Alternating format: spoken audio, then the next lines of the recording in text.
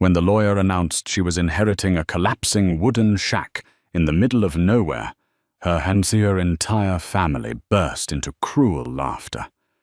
They thought she had been dealt the ultimate insult.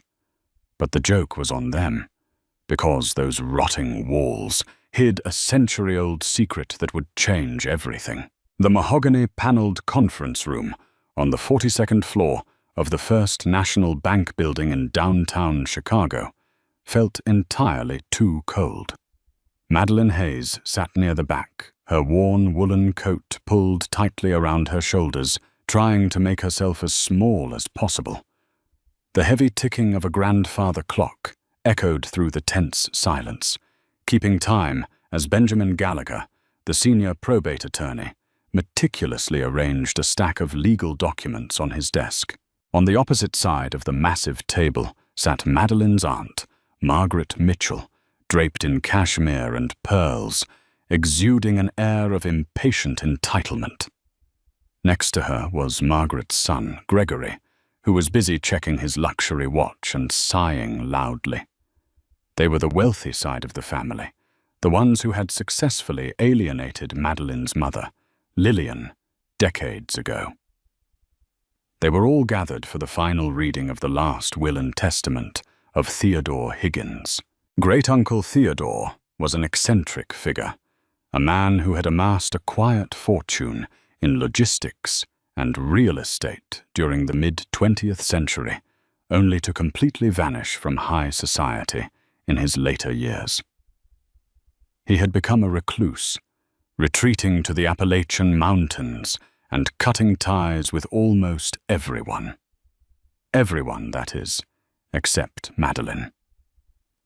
While Margaret and Gregory had written the old man off as a crazy hermit, Madeline had faithfully sent him handwritten letters every month for the last 15 years. She never asked for money, even when she was working double shifts at a local diner just to keep up with her mother's mounting medical bills. She wrote simply because she knew what it felt like to be entirely alone. Attorney Gallagher cleared his throat, adjusting his wire-rimmed glasses. "Let us begin. I will spare the standard legalese and move directly to the distribution of assets, as instructed by Mr. Higgins." Margaret leaned forward, her eyes gleaming with undisguised greed. Gregory smirked, already calculating his incoming windfall. "To my sister's daughter, Margaret Mitchell," Gallagher read, his voice flat and authoritative. "I leave my liquid assets, including the investment portfolios held at Chase Manhattan and the municipal bonds, totaling approximately $4.2 million. Margaret let out a long, theatrical breath of relief, pressing a manicured hand to her chest. "To my great-nephew, Gregory Mitchell," Gallagher continued, "I leave the Chicago Gold Coast townhouse and the vintage automobile collection housed within its garage." Gregory pumped his fist under the table. "I knew the old man wouldn't leave me hanging," he whispered loudly to his mother. Madeline swallowed hard. She hadn't expected millions, but she had desperately hoped for something, anything, that could help pay off the crippling debt threatening to leave her and her mother homeless. Even $10,000 would have been a miracle. She gripped the edge of her chair, bracing herself. Gallagher turned the page. "And finally, to my great-niece, Madeline Hayes." Margaret and Gregory both turned to look at her, their expressions dripping with condescension. "To Madeline, who never forgot a stubborn old fool," Gallagher read, "I leave the entirety of the Whispering Pines tract, including the structure thereon, located in McDowell County, North Carolina." The room fell dead silent. Then a sharp snort broke the quiet. Gregory threw his head back and burst into genuine, uncontrollable laughter. Margaret joined him, her polite veneer cracking as she chuckled into her hand. "A cabin?" Gregory gasped, wiping a tear from his eye. He left you that rotting termite mound in the woods? Madeline, I saw photos of that place when the appraiser went out there. It doesn't even have indoor plumbing. The roof is caving in. The land is on a steep, unbuildable incline. It's legally classified as a teardown. Madeline felt the blood rush to her cheeks, a hot flush of humiliation washing over her. She looked down at her hands, her nails chipped from washing dishes. "It's fine," she murmured, though her voice trembled. "It's not an Sweetheart," Margaret said, her tone dripping with mock pity. "It's a liability. You'll owe property taxes on a pile of kindling. If I were you, I'd let the county foreclose on it. Save yourself the headache." Gallagher banged a heavy brass paperweight on his desk. "That is enough," he warned sternly. He looked at Madeline with a softening in his eyes. "The transfer of the deed has already been finalized. The property is yours, Ms. Hayes. That concludes our business." As Margaret and Gregory swept out of the office, excitedly discussing renovations and luxury vacations, Madeline remained seated, paralyzed by the weight of her disappointment. She had wasted so much hope. Gallagher waited until the heavy glass doors clicked shut before he stood up and walked around the desk. He reached into his breast pocket and produced a thick, sealed envelope made of heavy parchment paper. He handed it to Madeline. "Mr. Higgins instructed me to give this to you in private, after the reading," Gallagher said quietly. "He specifically asked that you do not sell the property to anyone until you have visited it yourself." Madeline took the envelope, tracing the wax seal bearing her great-uncle's initials. "Mr. Gallagher, I can't afford to keep a second property. I can barely afford groceries." "I understand," Gallagher said gently. "But Theodore was a very precise man. He never did anything without a reason. I strongly suggest you take a drive down to North Carolina." That night, sitting in her cramped, dimly lit apartment, Madeline opened the envelope. Inside was an old, heavy iron key with a strange, jagged bite and a single sheet of paper with a handwritten note in Theodore's shaky, elegant cursive. "Maddie, the world only sees the surface, and fools laugh at what they do not understand. The foundation of true wealth isn't always sitting in a bank vault. Sometimes it's what is holding up the floor. Go to the cabin. Go alone. Trust no one who asks about the land. Uncle Theo." The cryptic words sent a shiver down her spine. The next morning, she packed a duffel bag, filled the gas tank of her battered Honda Civic, and began the long drive south toward the Appalachian Mountains. The drive into McDowell County was a journey backward in time. The paved highway eventually gave way to a cracked two-lane road, which then deteriorated into a winding, deeply rutted dirt path that snaked up the side of a densely forested mountain. The trees here were ancient, their thick canopies blocking out the midday sun and casting the forest floor in an eerie, perpetual twilight. When Madeline finally pulled up to the Whispering Pines tract, her heart sank. Gregory hadn't been exaggerating. The cabin was a disaster. Built in the late 1920s, the structure was severely weathered, its logs blackened by decades of rain and neglect. Wild ivy had crawled up the sides, digging its roots into the mortar, slowly pulling the building apart. The front porch sagged dangerously to the left, and the windows were caked in thick, opaque grime. It looked exactly like what her family had called it: a worthless, abandoned shack.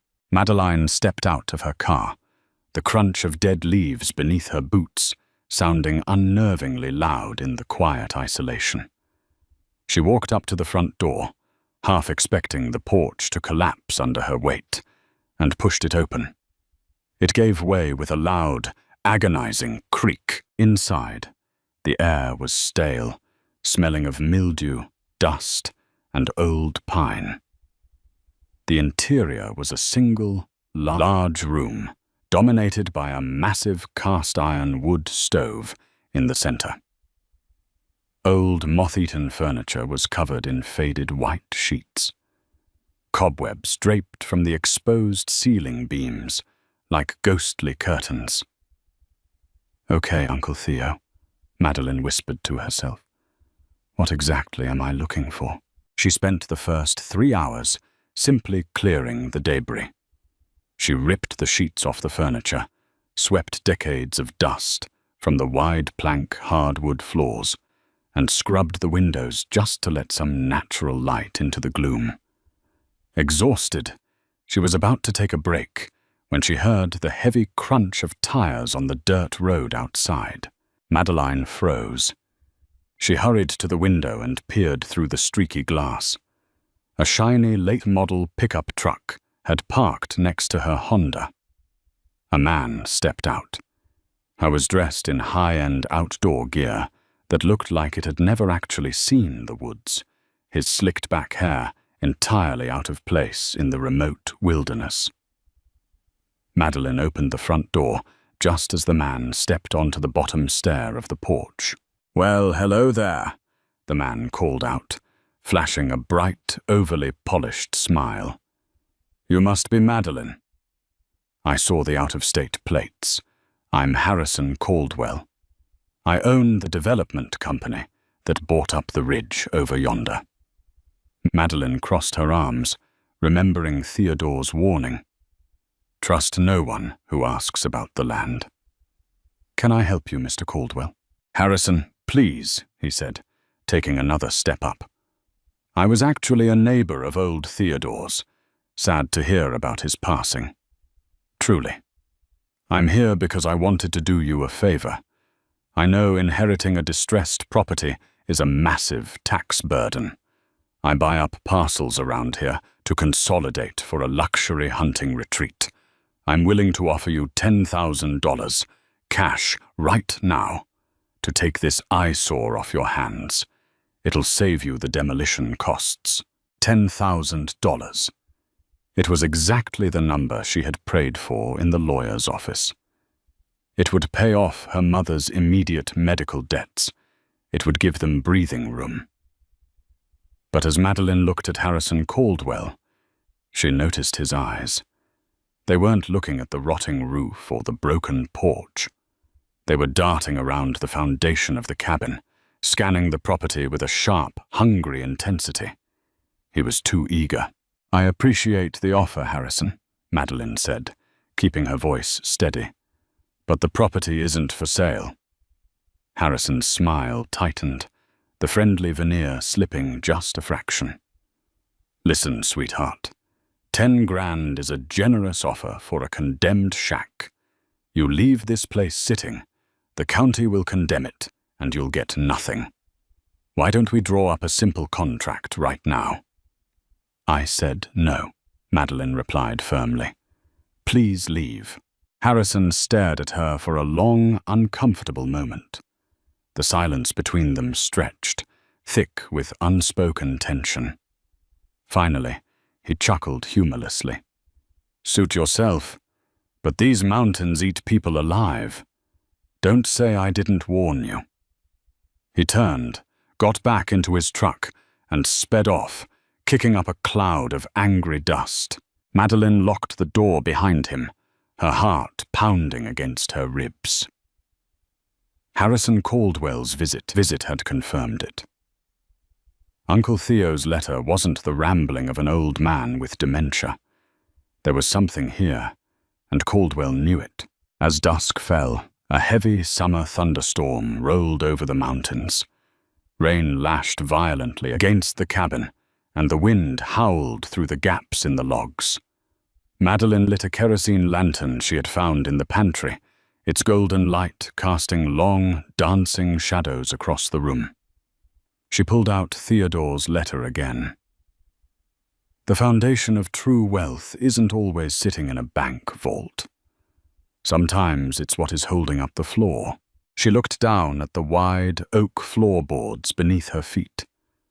She grabbed the lantern and began a slow, methodical crawl across the room, pressing her hands against the wood, feeling for loose nails, hollow spots, or hidden hinges. She checked the corners, beneath the bed, and around the pantry. Nothing. Frustrated, she sat back on her heels near the center of the room. Her eyes landed on the massive cast iron stove. It was an absolute behemoth, easily weighing 600 pounds, sitting squarely on a raised stone hearth in the middle of the floor. It was completely immovable.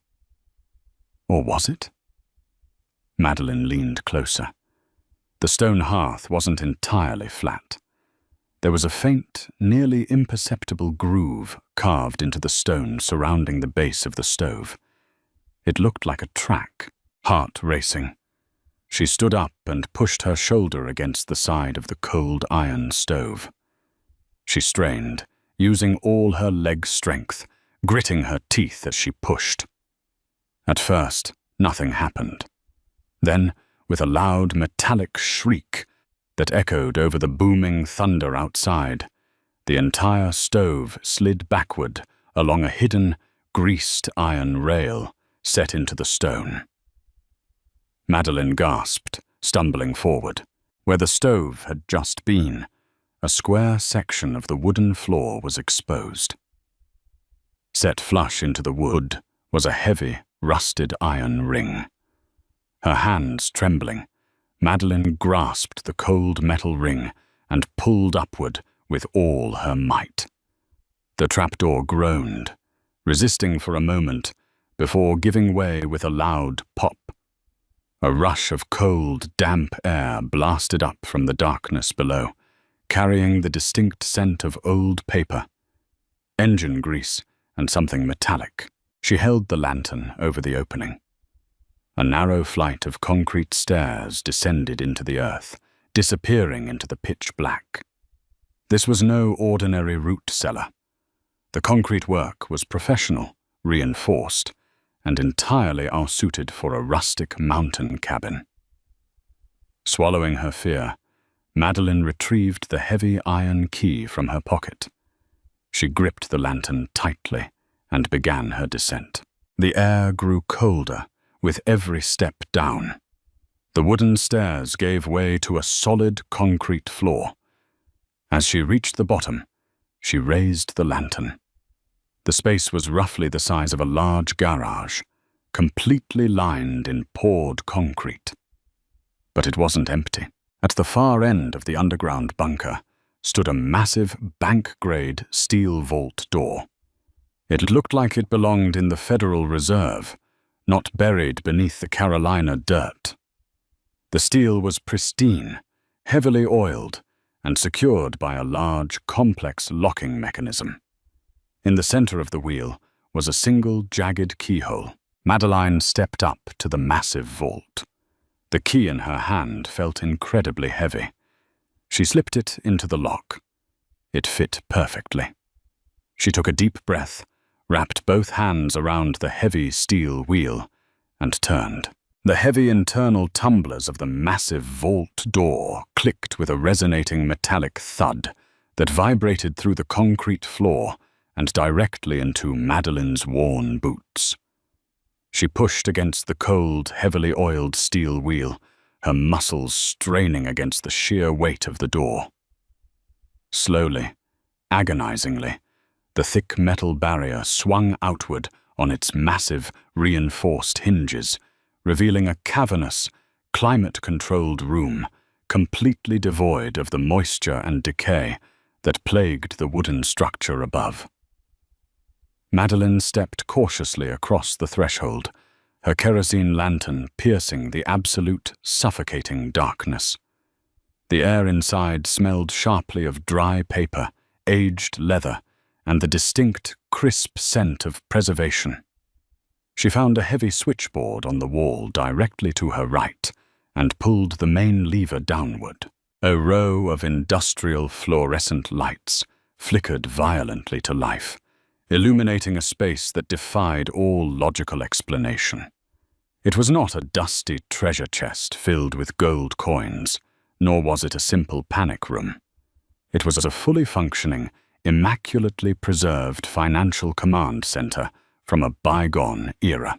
Along the far wall, stretching from corner to corner, were rows of towering, reinforced steel filing cabinets, all locked and labeled with meticulous alphanumeric codes. In the absolute center of the underground bunker sat a beautiful, sprawling mahogany desk, polished to a mirror shine, perfectly contrasting the brutalist concrete walls. On the desk lay an antique leather ledger, an old rotary telephone, and a single sealed envelope bearing Madeline's name in her great-uncle Theodore's unmistakably elegant, albeit shaky, cursive handwriting. Madeline approached the desk, her breath hitching in her throat. She set the lantern down, picked up the silver letter opener resting neatly on the desk pad, and carefully sliced the envelope open. My dearest Madeline, if you are reading this, you ignored the laughter of fools and trusted your own instincts. Margaret and Gregory only ever understood the superficial illusion of wealth. They understood shiny cars, expensive clothing, and the immediate gratification of a bank balance. But true, unshakable power is built quietly, in the shadows, far away from the greedy, grasping hands of society. During the financial upheavals of the 1970s and 80s, I began quietly liquidating my most visible assets, transferring my immense wealth into tangible, untraceable instruments. I did not retreat to these mountains because I was crazy, Madeline. I retreated here because I was guarding an empire, and I needed an heir who understood the value of patience. The keys to the cabinets are in the top right drawer. Use them wisely. With immense pride, Uncle Theo, trembling uncontrollably, Madeline pulled open the top right drawer of the desk and found a heavy ring of brass keys. She walked over to the first massive filing cabinet, inserted the corresponding key, and pulled the heavy steel drawer open. She gasped out loud, taking a stunned step backward. The drawer was meticulously packed, edge to edge, with pristine vintage bearer bonds. These were not digital numbers on a screen. They were physical, unregistered financial instruments. Whoever held the paper held the money. She recognized the intricate, ornate borders of United States Treasury bonds, alongside perfectly preserved original stock certificates for blue-chip titans. There were original shares of Standard Oil, massive bundles of early international business machine stock, and dividends from the American Telephone and Telegraph Company. Based on the historical compounding value alone, the single drawer Madeline had just opened was worth tens of millions of dollars, and there were 20 more cabinets just like it. Madeline fell into the leather desk chair, utterly paralyzed by the astronomical magnitude of her inheritance. She was not merely wealthy. She had instantly become one of the most powerful private individuals in the country. She picked up the heavy leather ledger and flipped through the yellowed pages. Theodore had documented every single transaction, every land acquisition, and every corporate maneuver he had executed over 50 years. As she turned to the final, most recent entries, a specific, chilling name caught her attention: Caldwell. The ledger detailed a bitter, decades-old rivalry between Theodore Higgins and a ruthless, disgraced industrialist named Silas Caldwell, who had aggressively attempted to bankrupt Theodore during a hostile corporate takeover in the late 1980s. Theodore had not only crushed Silas Caldwell financially, but had also legally acquired all of Caldwell's remaining corporate assets in a brutal counter-move. Beside the entry, Theodore had scribbled a sharp, urgent warning in red ink. "The Caldwell bloodline is venomous. They have been searching for my central repository for 30 years. They will stop at nothing to reclaim what I legally took from them." Madeline's blood ran completely cold. Harrison Caldwell, the slick, overly eager developer who had suddenly appeared on her porch hours earlier, offering $10,000 in cash for the property. He wasn't a local developer looking for a hunting retreat. He was a corporate vulture hunting down his family's lost empire, and he knew exactly where it was buried. Suddenly, a loud, violent crash echoed from the cabin directly above her, followed immediately by the heavy, unmistakable sound of splintering wood. Someone had just kicked in the front door. Heavy, frantic footsteps pounded across the wide plank hardwood floors, moving deliberately toward the center of the room. Madeline panicked.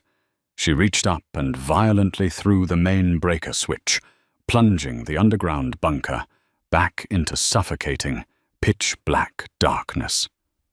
She grabbed her lantern, blew out the flame, and scrambled silently into the narrow gap between the concrete wall and the final row of steel filing cabinets, clutching her great-uncle's heavy ledger tightly to her chest.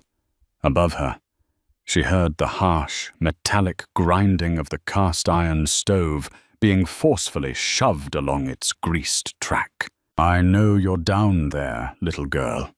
Harrison Caldwell's voice echoed down the concrete stairwell, entirely stripped of its previous southern charm. It was cold, ruthless, and dripping with venom. "I saw the light shine through the floorboards from the woods. You found the old man's stash, didn't you? It belongs to my family. Now we can do this the easy way, or you can disappear into these mountains forever. The police will just assume you wandered off and got eaten by a bear. It happens all the time." The beam of a high-powered tactical flashlight suddenly cut through the darkness, sweeping violently down the concrete stairs. Madeline held her breath, pressing her back aggressively against the freezing concrete wall, her heart hammering against her ribs like a trapped bird. She watched the beam of light bounce erratically around the bunker as Harrison Caldwell slowly descended the stairs, his heavy boots echoing ominously in the cavernous space. In his right hand, illuminated by the harsh flashlight beam, he gripped a heavy, menacing crowbar. "You really think a waitress from Chicago can outsmart me?" Harrison sneered, sweeping the flashlight across the imposing, open vault door. He let out a low, greedy whistle of genuine astonishment as he stepped over the threshold and into the vault, his eyes locking onto the row of steel cabinets. "Son of a bitch! The old bastard actually did it! He buried it all." Madeline knew she had only seconds before he realized the breaker was on the wall and turned the lights back on. She was entirely unarmed, terrified, and trapped underground. But as she watched Harrison greedily pry at the lock of the second filing cabinet with his crowbar, completely consumed by his lust for the wealth inside, she remembered Theodore's letter. True, unshakable power is built quietly, in the shadows. She didn't need to physically fight him. She just needed to be smarter than him. Madeline slowly, silently slipped her shoes off her feet. Moving with agonizing care in her stocking feet, she crept out from behind the steel cabinets, utilizing the absolute darkness outside of Harrison's immediate flashlight beam. Harrison was completely distracted, swearing loudly as he aggressively jammed the crowbar into the unyielding steel mechanism of the cabinet drawer. Boom! Madeline reached the heavy, bank-grade steel vault door. The door was specifically designed impenetrable from the outside, but it was also designed to permanently seal the contents inside in the event of an attack. She gripped the massive, heavily oiled hinges, took a deep, silent breath, and threw her entire body weight against the heavy steel slab. The vault door swung on its frictionless hinges with terrifying speed. Harrison spun around, his flashlight beam wildly catching Madeline's determined, fierce face, just as the massive door slammed shut with a deafening final boom that violently shook the entire underground bunker. The complex mechanical locking tumblers automatically engaged with a heavy, sickening series of clicks, instantly sealing the vault. "Hey!" Harrison screamed from the other side of the impenetrable steel barrier. The sound was muffled, distant, and utterly powerless. A heavy, desperate thud echoed as he frantically slammed his crowbar against the foot-thick steel door. "Open this door! Let me out! You can't do this!" Madeline leaned against the cold steel, her entire body shaking violently from the adrenaline coursing through her veins. She let out a long, shuddering breath, a triumphant smile slowly spreading across her face in the darkness. She was safe. She walked over to the concrete stairs, climbed back up into the dilapidated cabin, and shoved the heavy iron stove back over the trapdoor, completely hiding the entrance to the bunker once again. Early the next morning, Madeline drove her battered Honda Civic into the nearest town and calmly walked into the local sheriff's department. She presented them with the heavy iron key, Theodore's detailed ledger outlining Harrison Caldwell's illegal trespassing and harassment, and directed them to the hidden bunker. When the heavily armed deputies finally rolled back the iron stove and opened the vault door, they found a thoroughly defeated, exhausted Harrison Caldwell sitting on the floor, weeping openly amidst the untouchable wealth he had desperately tried to steal. He was immediately arrested for felony breaking and entering, attempted assault, and trespassing. 2 weeks later, the mahogany-paneled conference room on the 42nd floor of the First National Bank building in downtown Chicago was entirely silent. Benjamin Gallagher, the senior probate attorney, sat at his desk, perfectly masking a deeply amused smile. Margaret Mitchell and her son Gregory sat rigidly in their chairs, their faces completely drained of color, staring in absolute, horrified shock at the documents laid out before them. Madeline sat confidently at the opposite end of the table, dressed in a sharply tailored, elegant designer suit, projecting an aura of calm, unshakable power. As you can clearly see from the verified appraisals and the authenticated financial instruments recovered from the McDowell County property, Gallagher stated, his voice ringing with absolute, undeniable authority, the total value of Madeline Hayes's inheritance is conservatively estimated at $485 million, effectively making her the sole majority shareholder of several major historical trusts. Margaret opened her mouth, but no sound came out. She looked like she was choking on the very air in the room. Gregory stared blankly at the polished mahogany table, the crushing reality of his monumental arrogance finally breaking his spirit. They had mocked her. They had laughed at her inheritance. They had confidently declared her a failure. "Madeline," Margaret finally whispered, her voice trembling with a desperate, pathetic attempt at affection. We are family, after all. Perhaps we could discuss a mutually beneficial partnership regarding the management of these new assets. You need experienced guidance." Madeline stood up slowly, picking up her leather briefcase. She looked down at her aunt and her cousin, completely stripping away the years of humiliation and financial anxiety they had purposefully inflicted upon her. "I appreciate the offer, Margaret," Madeline said, her voice perfectly smooth, cold and dripping with absolute finality. "But as Gregory so eloquently pointed out during the last meeting, it's just a rotting termite mound in the woods. I wouldn't want to burden you with the liability." Madeline turned and walked out of the heavy glass doors of the conference room, leaving her stunned, humiliated family, suffocating in the suffocating silence of their own catastrophic mistake. She stepped into the private elevator, pressing the button for the lobby.